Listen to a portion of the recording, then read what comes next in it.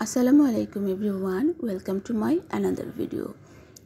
আজকের রেসিপিটা হচ্ছে মলা আলু টমেটোর ঝোল, চিপচিপে ঝোল। আমরা ছোটো মাছ অনেকে অনেকভাবে খেয়ে থাকি, আমি বাসায় এইভাবেই রান্না করি। অবশ্যই রেসিপিটা ট্রাই করতে পারেন। খুবই ইউনিক একটা রেসিপি এবং খুবই টেস্টি। আমি মাছগুলোকে ভালোভাবে ভেজে নিয়েছি আগে থেকেই হলুদ আর লবণ দিয়ে। এবার একটা কড়াইতে তেল দিয়ে দিচ্ছি পর্যাপ্ত পরিমাণে। তেলটাকে আমি গরম হতে দিচ্ছি, দেন দিয়ে দিচ্ছি পেঁয়াজ কুচি।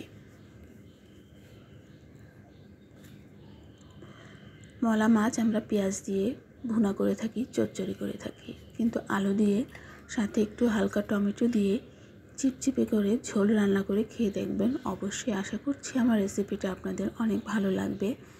পেঁয়াজটা যখন হালকা বাদামি বাদামি হয়ে আসবে এবং নরম হয়ে আসবে, তখন তার সাথে আমি অ্যাড করে দেব রসুন বাটা।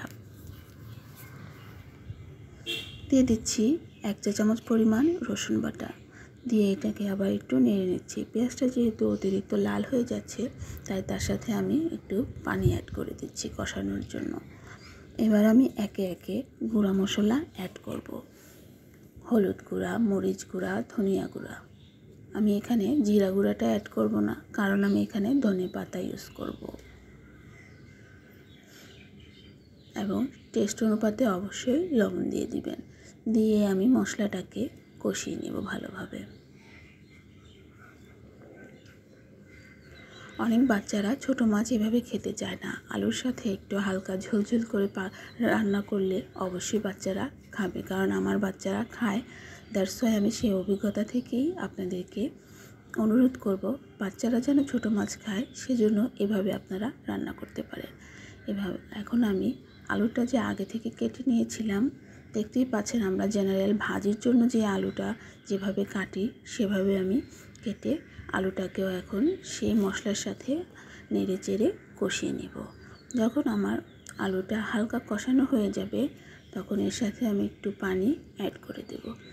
আমি যতটুকু ঝোল রেখেছি তাই এনাফ। আপনারা চাইলে এর চাইতেও আরেকটু ঝোল রাখতে পারেন, আবার একটু শুকিয়েও ফেলতে পারেন। এটা আপনাদের টেস্ট অনুপাতে করতে পারেন। আমি 1 কাপের চাইতে একটু পরিমাণ বেশি পানি দিয়েছি, কারণ আলু পানিটা টেনে নেবে।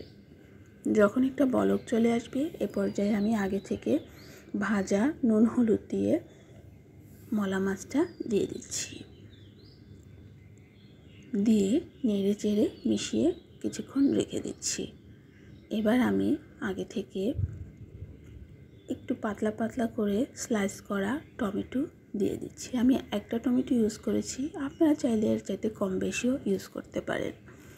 দিয়ে নেড়ে চেড়ে আমি আবার টমেটোটা একটু রেখে দেব, যেন মোটামুটি সিদ্ধ হয়, খুব বেশি গলে যেন না যায়। এই পর্যায়ে আবার গোটা কাঁচামরিচ অ্যাড করছি। আপনারা যদি অতিরিক্ত ঝাল খান, তাহলে কাঁচামরিচটা মাঝখান থেকে চিরেও দিতে পারেন। দিয়ে আবার কিছুক্ষণ রেখে দিচ্ছি। দেখতে পাচ্ছেন আমার টমেটোটা মোটামুটি সেদ্ধ হয়েছে, কিন্তু গলে যায়নি, সব কিছুই আস্তে আস্তে আছে। এই পর্যায়ে আমি অ্যাড করে দিচ্ছি ধনেপাতা। আপনারা চাইলে জিরা গুঁড়াটাও ইউজ করতে পারেন। এবার আমি আবার সুন্দর করে নেড়ে চেড়ে নিচ্ছি। দেখতেই পাচ্ছেন আমার তরকারির কালারটা যেমন হয়েছে, খেতেও কিন্তু খুবই টেস্টি হয়েছে। আপনারা অবশ্যই একবার হলেও এটা বাসায় ট্রাই করবেন। যদি ভালো লেগে থাকে আমার ভিডিওটি লাইক দিয়ে দিবেন এবং আমার চ্যানেলটাকে ফলো দিয়ে দিবেন। আবারও আরেকটা ভিডিও নিয়ে হাজির হব ইনশাল্লাহ। সে পর্যন্ত ভালো থাকবেন। আল্লাহ হাফেজ।